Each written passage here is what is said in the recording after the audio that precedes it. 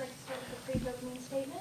I thought it was a very good win. It's a very stressful basketball game. Anytime you're playing against a team like Drexel, or anytime you're playing against Drexel, Denise does a fantastic job with her team. They play very well. They keep you on the edge of your seat the whole time because of their ability to shoot the three-pointer. They understand how to get their shots.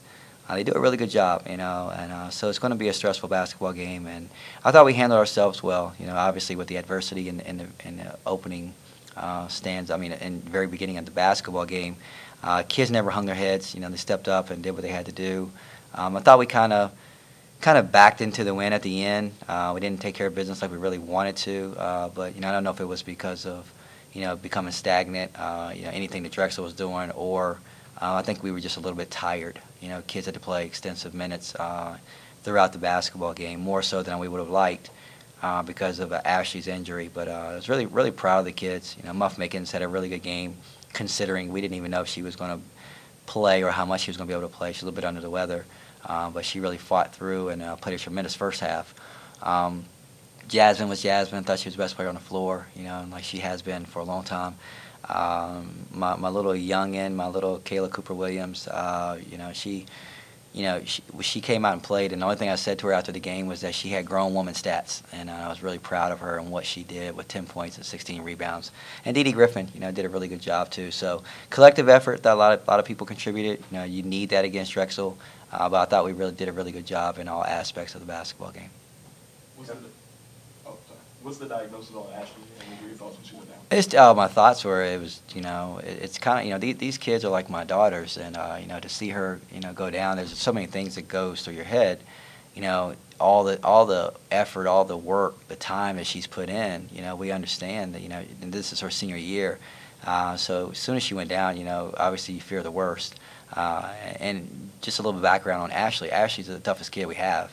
She gets knocked down and she gets right back up, and then when she didn't get right back up, I knew it was something. And so don't really know the diagnosis yet. I wouldn't be able to tell right now, but we'll have a little bit of time to see. But we won't rush her back. We want to make sure that she's healthy enough to come back and return, so that we're not dealing with nagging injuries.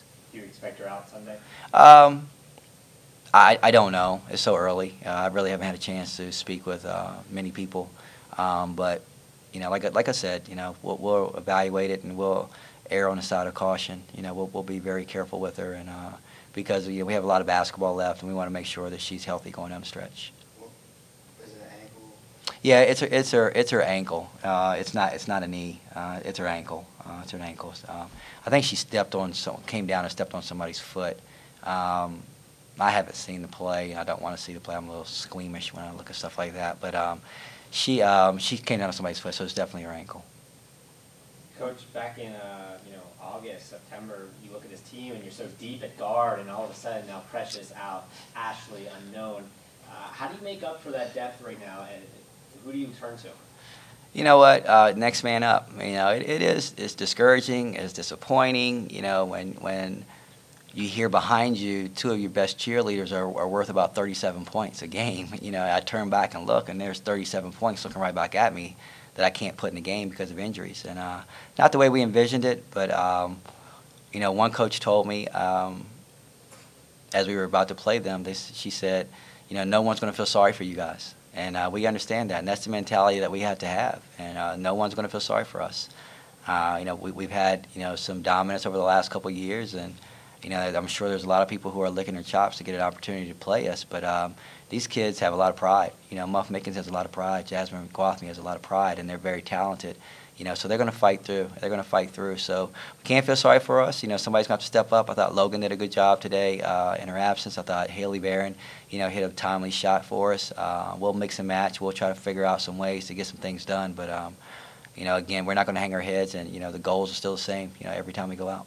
I know in an interview earlier you had said something about you all came into CAA play as being the hunted instead of the hunters. Do you think this game right here is starting to shift more towards going into hunting, jumping on the prey? Yeah, we're going after people like they stole something from us. That's the mentality we have to have, and it's if we sit back and try to see what people are going to give us, what kind of punch they're going to give us, we're going to be down. We don't want that mentality. So, we're swinging first. We're the hunter, and I thought the kids did a good job tonight. I mean, because you look at the situation.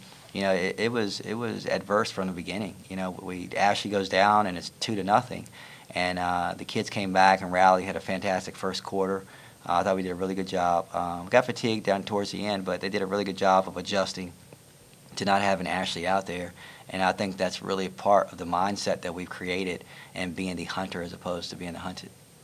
Muff came in averaging 11, had 12 in the first quarter. Do you think her aggression was by necessity or by design? Both. It was by necessity first, and Muff can score. Muff knows where she can get her shots and what she can do. And she's got one of the best pull-up jump shots in the league. So people kind of stay off of her, but it's really, you can't do that anymore because she'll get a rhythm and get right into you and shoot a little pull-up. Then when you push out on her a little bit, she does what she does, and she gets in the lane and she creates for so many different people. But she knows when she needs to distribute. She knows when she needs to score. I thought she would have been a little bit more effective in the second half if we hadn't played her so much. And I thought she took some ill-advised shots. Not that I didn't want her shooting it, but she drew people and she probably could have kicked it out. And I think she'll correct that when she gets a little bit more fresh. But I thought she played a fantastic game, especially all things considered. Jazz and Angela shot 41 a year, 59 shots. Does that bother you having two players shooting everything for the most part? Brought that back. No, not at all. You have to understand the strengths and the weaknesses of your team. And I very rarely even. I mean, I'll look at this, I'll glance at it, but we know where the shots need to come to. I'm more of a feel coach. The course of the game, what it looks like, who's doing what. I'd never know who has what kind of points and rebounds throughout the game until the game is over with. A game like that, we needed that. Jazz needed to shoot as many times as she shot. Muff needed to shoot as many times as she shot because Ashley wasn't there. Haley's conditioned to be, spot-up shooter, very opportunistic, shooter when it's her time. Logan is the same way. Savannah Felgemacher is the same way. Kayla Cooper-Williams is a defensive stopper, a rebounder. She kind of waits to get her points when Muff kicks it to her, whatnot. Dee Dee's the same way. So we're going to be like that. We're going to be like that. And at the end of the day, when we look back, the only thing we look at is whether or not if you get a win or a loss. It's no asterisk if somebody shot too many times or whatnot. So those kids know what their roles are, and I'm totally comfortable with them shooting the ball whenever they get it, as long as it's a good shot, and they know what's a good shot, what's a bad shot. You guys came out very strong, especially in the first quarter with the 15-3 run, 15-5 lead. Towards the fourth quarter, throughout the second half, they kind of closed the lead to about 9 points. Did you start to feel a little bit worried, or what was your message to the team after that? Yeah, I was worried. I mean, that's 3 possessions. They can knock them down really quick. Denise Dillon, Mark. I mean, she's one of the best coaches, if not the best coach in the CAA. I have the utmost respect for her teams. It's a rivalry. We won the last, I think, 6 games, and 7 out of 11 or 8 out of 11 or something like that. But it's always going to be a dogfight. We know that. And if we don't guard them the correct way, we know they can get free. We watch them play against some teams. Sometimes they look a little lackluster, but we know they're going to give us their best shot. So we know that, when it got down to 9 points, I think it was, I was a little concerned, because I thought we were fatigued. And you look at our offense, it changed a little bit. We were a little bit more stagnant, and we didn't know whether to be aggressive or to pull it back and run some clock. Those are things we'll work on. We'll watch it. We'll watch the film tomorrow. We're probably going to see a lot of zone again on Sunday. I thought, teams really have a difficult time guarding us one-on-one. You just can't stay in front of Muff. You can't stay in front of Jasmine.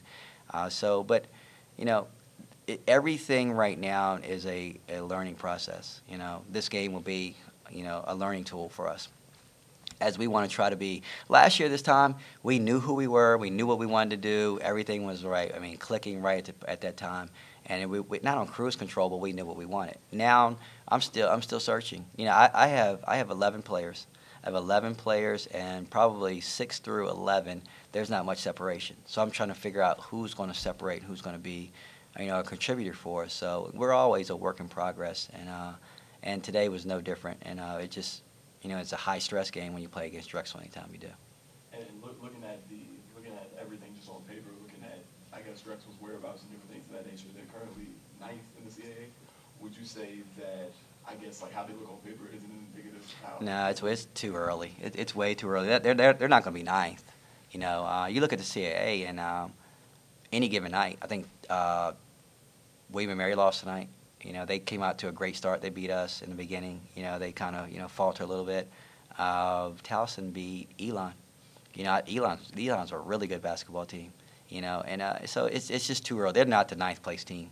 You know, they're going to be, you know, in the top 4. You know, when it comes, they'll how many people get a bye? Is it 2? Everyone but the bottom 4. Oh. So 6. Well, they'll definitely get a bye. All right. Okay, they'll definitely get a bye. You know, they're one of the best teams, in the league. So that's a very good win for us, and especially with the adversity that we had to go through. It's a very good win, and I think that it will go a long way as the CAA continues to play out. You called Kayla Cooper-Williams numbers, grown woman numbers. Mm-hmm. She's been through so much, and you've talked at length about her growth. Have you seen a player grow as quickly as she has?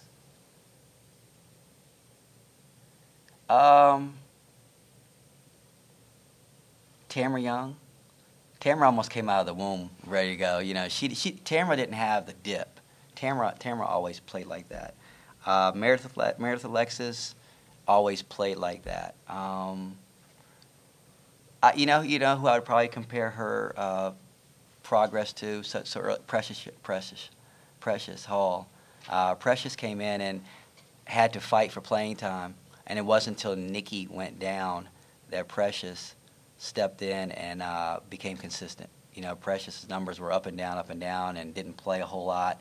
And then right around Christmas time, you know, she cemented herself into the starting lineup.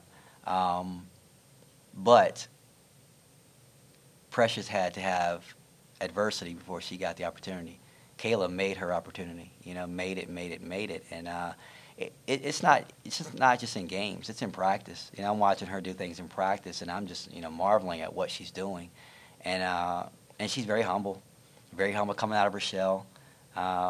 You guys should come over to practice before practice sometimes. We make them rap, freestyle rap. Her and she beat Logan the other day, and then Logan beat her today. So they really work on it. But they're coming out of their shell. These kids, they came in, and both of them from different parts of the state, and and now they're combining to be a really good freshman class for us, and they're just coming out of the shell, and I think it's showing on the court as well as in the locker room or anywhere around this facility. But I'm tickled. I'm tickled with both of them, the way that they've produced for us, because we need every bit of it, and I think the future is bright for us because I think those two are going to be really good players in this league. Do you engage in freestyle rapping? No, yeah, I get the beat going. Dee Dee's the beatbox. I'm the instigator. Okay. Yeah, I'm the instigator, and I'm the judge. So I'll let everybody know who won, who lost, and that kind of thing. Could you possibly look forward to a mixtape? You know what they call what's Eminem's movie 8 Mile? 8 Mile. Yeah, that's what they call Logan after she won. It was good. It was really good. Like It was really good. did exhibit in? Yeah, so we were all the instigators. Yeah, we were like, oh, you got served. But that's a different movie, but that's what we said. Different movie. You got served with break Yeah, dance, yeah. Hey, it's all good. But it all worked. It Yeah, it worked. does. It worked. So. Press All right. the unusual ends. First one ever.